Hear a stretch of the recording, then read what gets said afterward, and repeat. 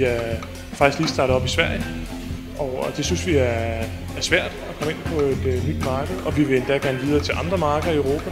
Og da det arrangement så kom op, der var det oplagt med den agenda, der står for dagen.